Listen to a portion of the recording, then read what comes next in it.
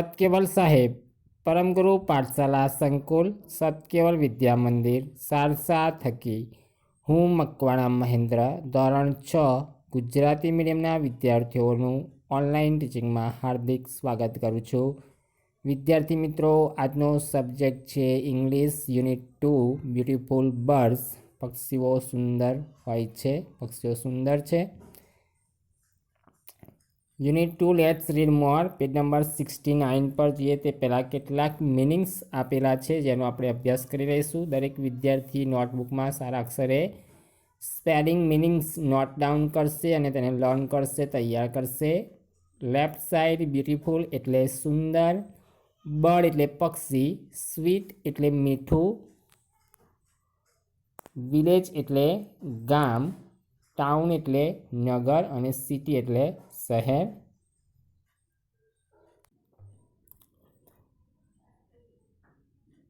Forest એટલે જંગલ, mountain એટલે પર્વત, વિન્ડો એટલે બારી, ટુ વોચ એટલે જોવું, કેરફુલી એટલે ધ્યાનપૂર્વક, કલર એટલે રંગ, શેપ એટલે આકાર, સાઇઝ એટલે કદ, ડિફરન્ટ એટલે વિવિધ, ડવ એટલે કબૂતર, ગ્રે એટલે રાખોડી રંગનું, કક્કુ એટલે કોયલ,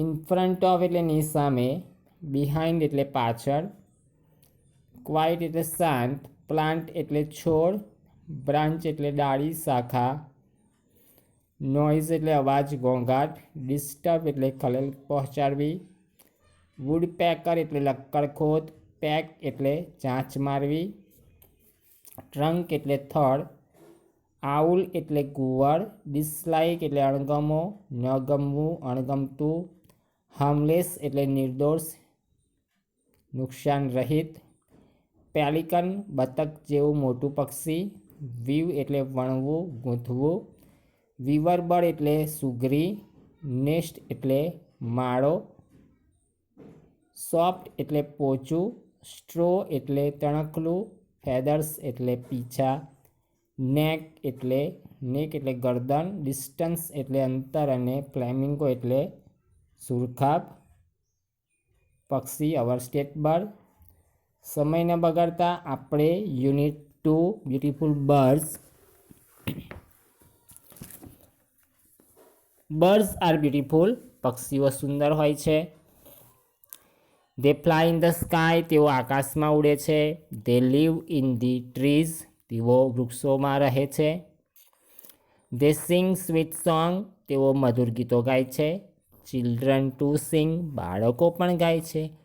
ઓ little bird fly in the sky, I shall go with you, teach me to fly. તો આ રીતે બાળકો પણ ગીત ગાતા હોય છે કે ઓ નાના પક્ષીઓ, તમે આકાશમાં ઉડો છો, અમે પણ તમારી સાથે ઉડીશું, પણ તમે એમને ઉડતા શીખવો. તો આ રીતે યુનિટ 2ની શરૂઆત થાય છે બાળકોના મધુર સ્વીટ સોંગ સાથે. Now go ahead. We find birds everywhere. આપણે દરેક જગ્યાએ પક્ષીઓ નિહાળીએ છીએ, જોઈએ છીએ. They live in villages, towns and cities. તેઓ શહેરોમાં, નગરોમાં અને ગામડાઓમાં રહે છે. They live in forest and on mountains. તેઓ જંગલોમાં અને પર્વતો ઉપર રહે છે. Some water birds live near lakes. Lakes એટલે સરોવર, વોટર બર્ડ એટલે જળચર પક્ષીઓ. કેટલાક જળચર પક્ષીઓ સરોવરમાં પણ રહે છે. Look out of the window. બારીની બહાર જુઓ. You will see a bird or two. તમને એક કે બે પક્ષીઓ તો જોવા મળશે. Watch them carefully. તેમનું નિરીક્ષણ કરો, તેમને નિહાળો કાળજીપૂર્વક, સાવચેતીપૂર્વક. Look at their colour, shape and size. તેમનો રંગ, આકાર અને કદ જુઓ, નિહાળો, ઓબ્ઝર્વ કરો. Some birds are small, some are big. કેટલાક પક્ષીઓ નાના હોય, કેટલાક પક્ષીઓ મોટા હોય. Birds have different colours. પક્ષીઓને વિવિધ કલર, જુદા જુદા કલરો હોય છે. Parrots are green. પોપટ લીલા હોય છે. Doves are grey. કબૂતર ભૂખરા રંગના હોય છે. Crows and cuckoos are black. કાગડાઓ અને કોયલ કાળા હોય છે. There may be some trees in front of your school. તમારી સ્કૂલની સામે કેટલાક વૃક્ષો હશે. Some trees may be behind your school. કેટલાક તમારી સ્કૂલની પાછળ વૃક્ષો હશે. You may go with your friends. તમે ત્યાં તમારા મિત્રો જોડે જઈ શકો છો. Keep your notebooks with you. તમારી નોટબુક તમારી જોડે રાખજો. Sit in a quiet place. શાંત જગ્યામાં બેસશો. Watch everything around you quietly. તમારી આજુબાજુ જે પણ કંઈક છે તેને નિહાળો, ઓબ્ઝર્વ કરો, નિરીક્ષણ કરો શાંતિપૂર્વક. Look in front of you. તમારી સામે જુઓ. Look behind the plants. છોડવાઓની પાછળ જુઓ. And on the branches of the trees. વૃક્ષોની ડાળી, શાખા ઉપર જુઓ.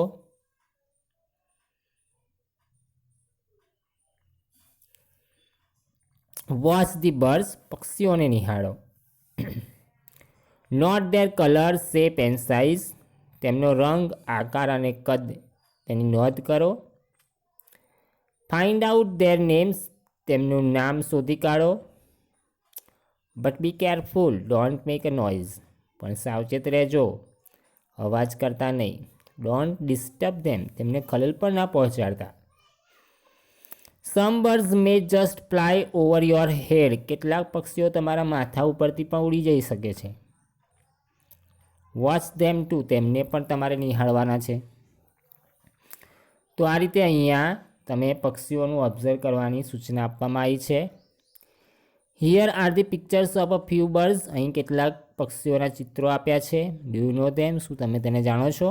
If you don't know then read this lesson unit 2 beautiful birds and find out something new and adventures for the birds. Here is a woodpecker. અહીં woodpecker એટલે લક્કડખોદ. Wood એટલે લાકડું, pack એટલે ચાંચ મારી. લાકડામાં ચાંચથી જે માળો બનાવે છે that is called woodpecker. It has a strong બીક.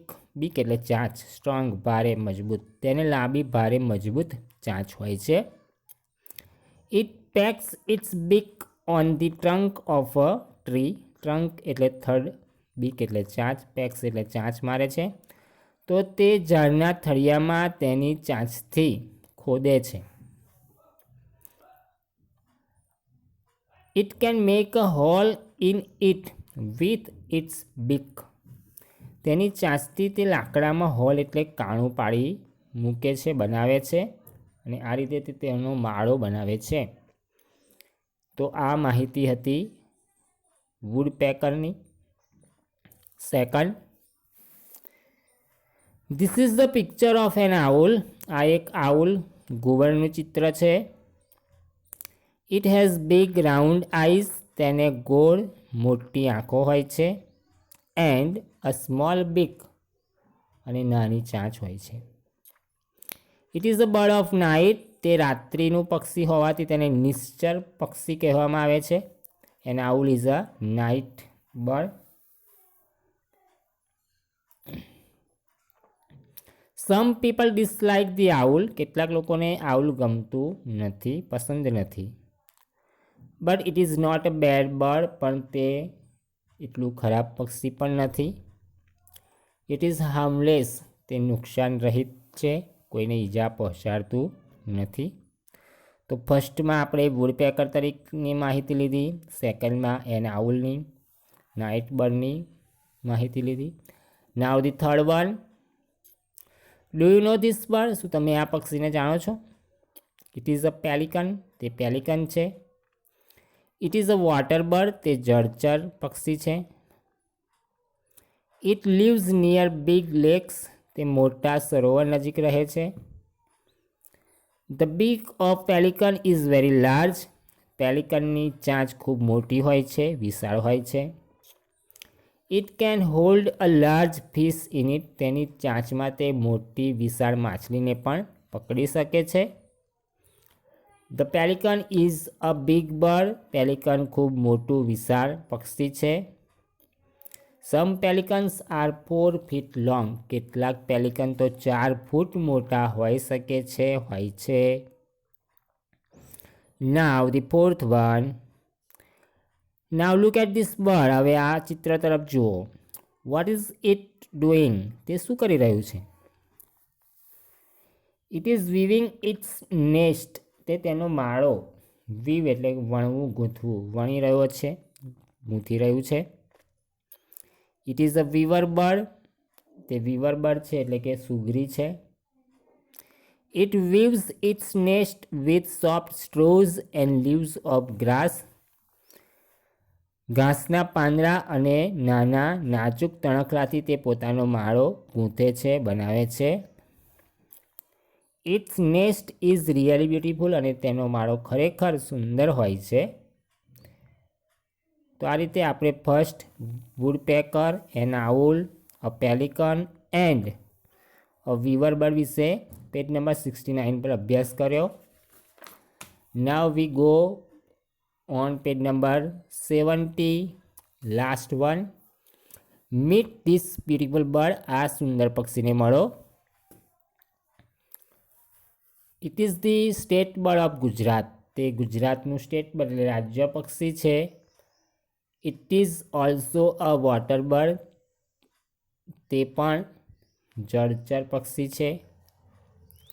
It has light pink feathers, તેને આછા ગુલાબી રંગના પીછા હોય છે. ઇટ હેઝ લોંગ નેક, તેની ગરદન ઘણી લાંબી હોય છે. એન્ડ લોંગ લેગ્સ, તેના પગ પણ લાંબા હોય છે. It can fly long distances, તે ખૂબ લાંબે સુધી ઉડી શકે છે. It is a flamingo and the name of this bird is flamingo, તે ફ્લેમિંગો છે, સુરખાબ છે. Our state bird. Indeed birds are lovely, they are our friends, ખરેખર પક્ષીઓ સુંદર, સરસ હોય છે અને તેઓ આપણા મિત્રો છે. તો in this way V complete unit 2 beautiful birds.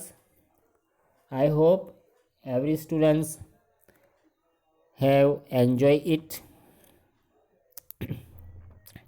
and find out another details of other birds. Go in the garden, forest, on the farm, wherever you find birds, you may get some details about the bird, its color, shape and size. Okay, so that is your extra co-curriculum activities. Now do not waste our time and go ahead with exercise. Read the sentences, find out the name of the bird, write it in the blank.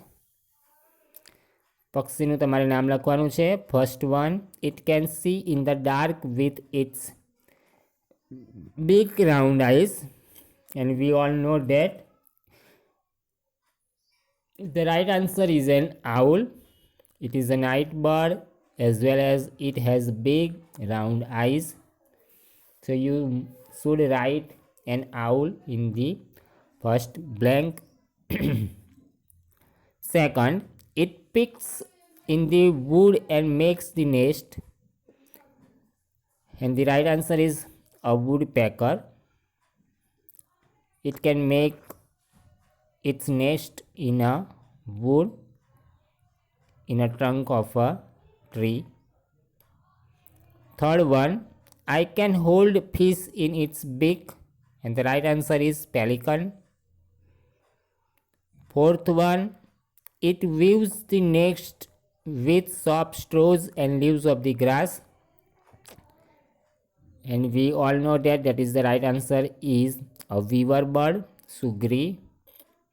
And the last, it is the state bird of Gujarat. We all know that is a flamingo. So in this way we complete the fill in the blanks. Our exercise 1 complete. First one, an owl, woodpecker, pelican, weaver bird and flamingo. Now go ahead with the another activity. Write true or false. The birds live in cities. That is the true statement. So we should write true. Second, crows and cuckoos are grey. That is the wrong statement. We should write false. A pelican can make a hole on the trunk of tree. That is the wrong statement. A woodpecker can make a hole on the trunk of the tree. A weaver bird is a bird of night. That is the false statement. Weaver bird is a bird of day. So fourth one is also wrong, false. Now the fifth one, don't make a noise. The birds may come to you. That is the right. So we complete our true false sentences. First and fifth are true. Second, third and fourth are false. So you must note down in your textbook, as well as you should do your homework in workbook related unit 2 beautiful birds. Now draw your favorite bird in the rectangle. Whatever your favorite bird, you should draw the picture of that bird in the rectangle and show to your loving, respected teacher. Your homework you may see in the slide. Unit 2 beautiful birds ટેક્સ્ટબુકમાં 2 થી 3 વખત તમારે વાંચન કરવાનું છે, meanings તૈયાર કરવાના છે, નોટબુકમાં સારી રીતે નોટ ડાઉન કરવાના છે, ઉચ્ચાર પણ લખવાના છે. ટેક્સ્ટબુકની એક્ટિવિટી એક્સરસાઇઝ તમારે કરવાની છે, સ્વાધ્યાય પોથીની એક્સરસાઇઝ કરવાની છે, MCQ લર્ન કરવાના છે, તૈયાર કરવાના છે, ક્વેશ્ચન આન્સર લર્ન કરવાના છે. fill in the blanks, true false, whatever we have already learned, that is your homework. You should read every lesson at least twice or thrice. So I hope you have enjoyed unit 2 beautiful birds. We will meet you again with another unit or a lesson. So before we depart, I must say Sat Keval Saheb, Sat Keval Saheb, Sat Keval Saheb.